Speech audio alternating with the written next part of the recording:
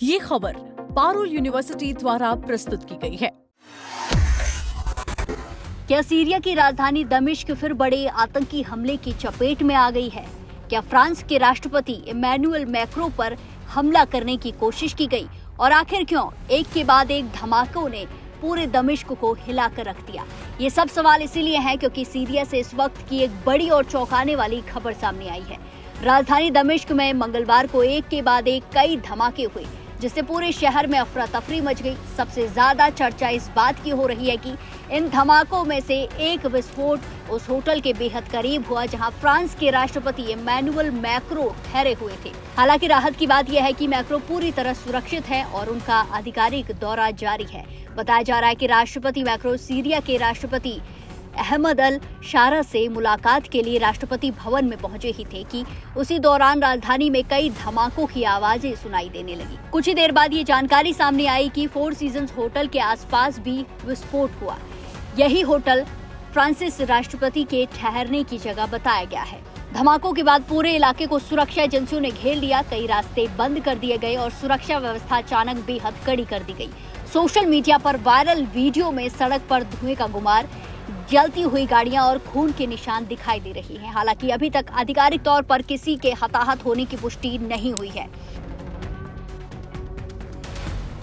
France के राष्ट्रपति कार्यालय ने तुरंत बयान जारी कर कहा कि राष्ट्रपति मैक्रों सुरक्षित हैं और उनका सीरिया दौरा तय कार्यक्रम के अनुसार ही जारी रहेगा। वहीं सीरियाई सरकारी मीडिया ने अज्ञात सुरक्षा अधिकारी के हवाले से बताया कि राजधानी के बीचों बीच हुए 2 धमाके विस्फोटक उपकरणों की वजह से हुए, लेकिन अभी तक ये साफ नहीं हो पाया है कि इन धमाकों के पीछे कौन है। सबसे बड़ी बात यह है कि अब तक किसी भी आतंकी संगठन या सशस्त्र समूह ने इस धमाके की जिम्मेदारी नहीं ली है। ऐसे में सुरक्षा एजेंसियां हर एंगल से जांच कर रही है। ये भी पता लगाने की कोशिश की जा रही है कि क्या विस्फोट का मकसद सिर्फ दहशत फैलाना था या फिर किसी हाई प्रोफाइल विदेशी नेता को निशाना बनाने की साजिश थी।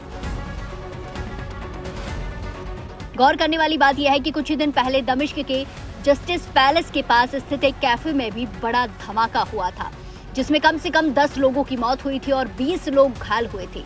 लगातार हो रहे ऐसे हमले इस बात की ओर इशारा कर रहे हैं कि राजधानी की सुरक्षा व्यवस्था पर गंभीर सवाल खड़े हो रहे हैं। सीरिया पिछले कई वर्षों से संघर्ष, आतंकी गतिविधियों और राजनीतिक अस्थिरता का सामना कर रहा है। हाल के महीनों में हालात सामान्य करने की कोशिश जरूर हुई है, लेकिन ताजा धमाकों ने एक बार फिर ये दिखा दिया है कि सुरक्षा चुनौती अभी पूरी तरह खत्म नहीं हुई है। ऐसे समय में किसी विदेशी राष्ट्रपति की मौजूदगी के दौरान धमाके होना इंटरनेशनल लेवल पर गंभीर चिंता का विषय माना जा रहा है। अब सवाल ये उठ रहे हैं, आखिर इन धमाकों के पीछे कौन है? क्या ये केवल संयोग था कि विस्फोट उस समय हुआ जब फ्रांस के राष्ट्रपति दमिश्क में मौजूद थे?